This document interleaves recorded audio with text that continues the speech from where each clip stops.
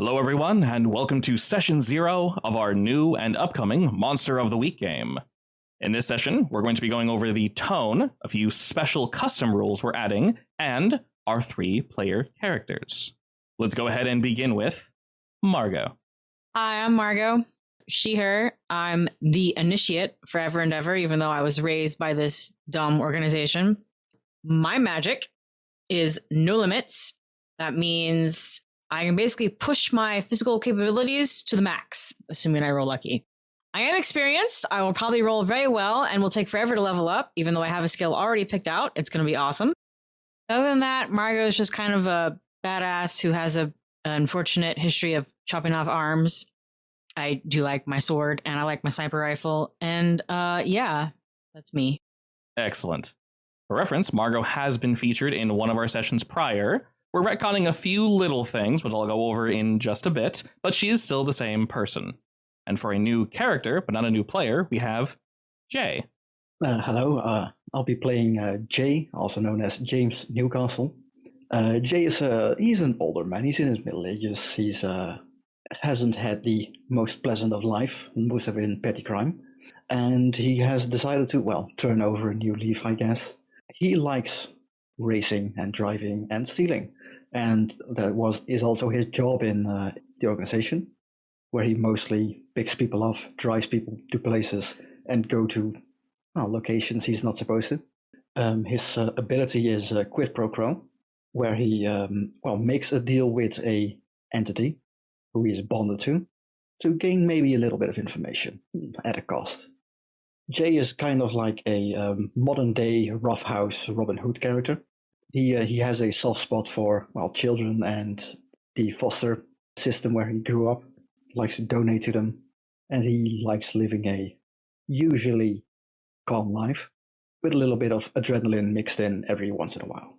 Perfect. And thank you for not specifying what you consider middle-aged to be. I've had somebody like, yes. I try to find. You mean your 30s? Yeah, I know, right? I'm like, don't you dare. Like, that's the fun part. I literally try to find the definition that goes, it can be either 30 or 60. So I mean, like 30, maybe if we were in the Middle Ages. Yeah.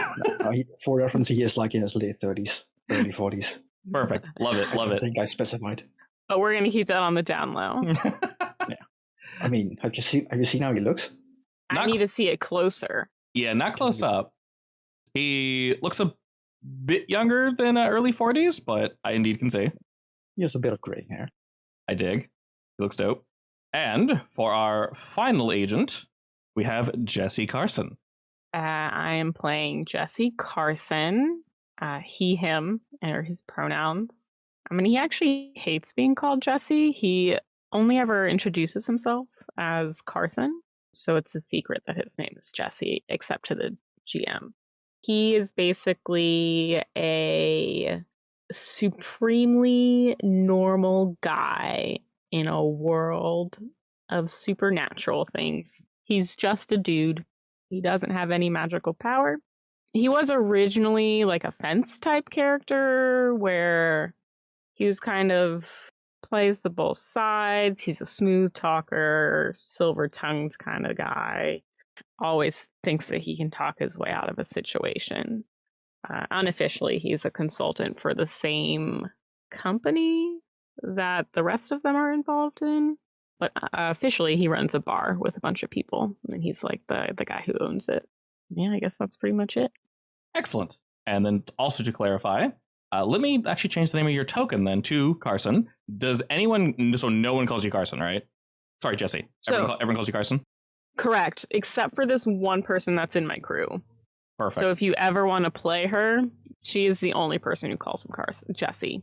And really, like, you could probably call him Jesse. He just, I think that's just a thing that, people start calling him Carson as when he was a fence, and then he just never got out of that habit. And now it's uncomfortable to be called Jesse by anybody that he doesn't know. Fair enough. And also to be clear on that one, Carson is the crooked. So we have the initiate, the crooked, and right. the crooked. We have 2 crookeds, but they're very different. They might know each other, though. Not sure. Indeed. Right? Actually, yeah, there's a good chance they probably would. I mean, you own a bar, and you probably reach out to contacts all the time, right? Yeah, I am a guy with many connections. That's my skill. Yeah, if you haven't met, you probably heard of each other.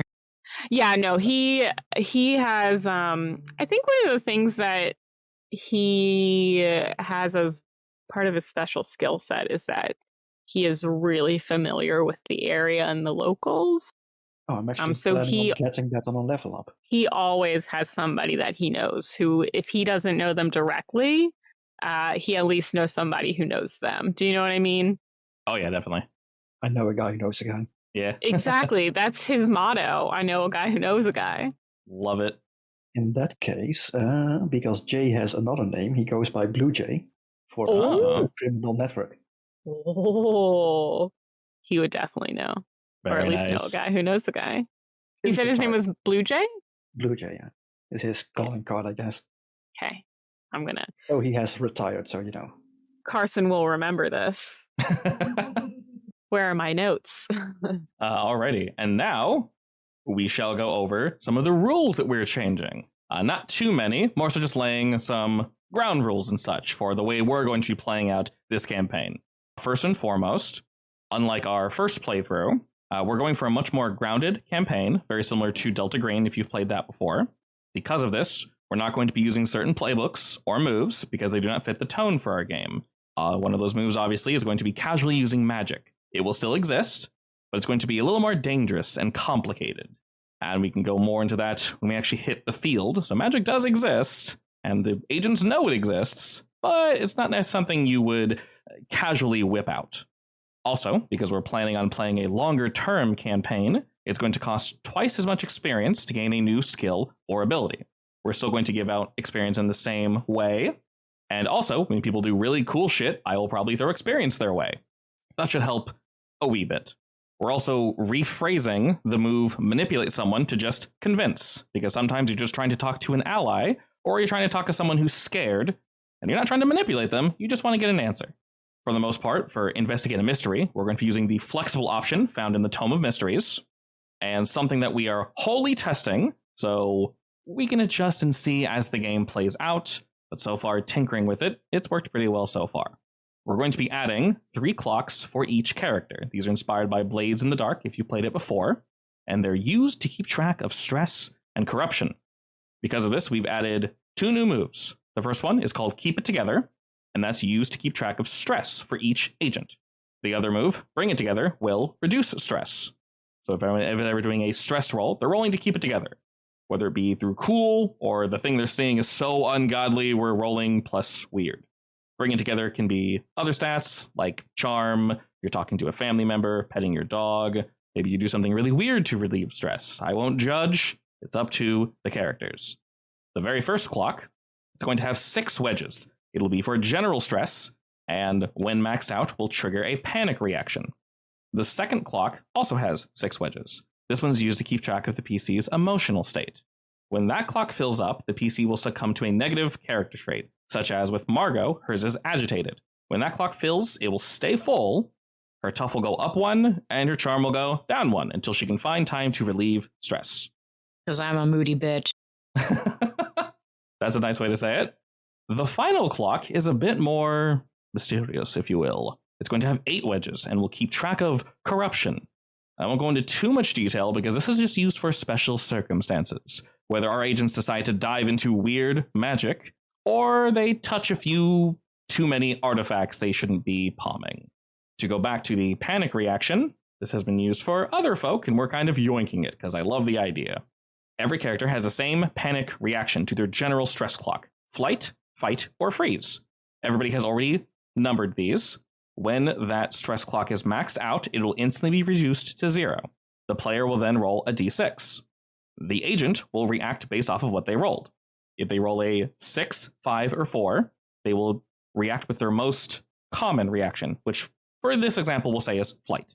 If they roll a 3 or 2, they will fight, and their least likely reaction, a 1, would be freeze. Everyone's are different, and these can be changed depending on maybe the day the character is feeling, or we undergo some transformation of some type. And then, after that, depending on the situation, how hazardous it might be, or not hazardous at all, the agent will also receive a number of -1 forward rolls. It might just be 1, So their next roll is just -1. Not a big deal. But it might be 2, and it might be 3 if whatever's happening is absolutely horrific.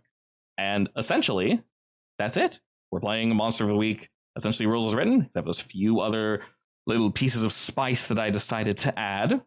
And I will say, I am very excited to run this. I've been wanting to do a more down-to-earth horror game for quite some time now. And as we've played with these players before, one being my wife, her sister, and then a good friend, it's going to be gravy.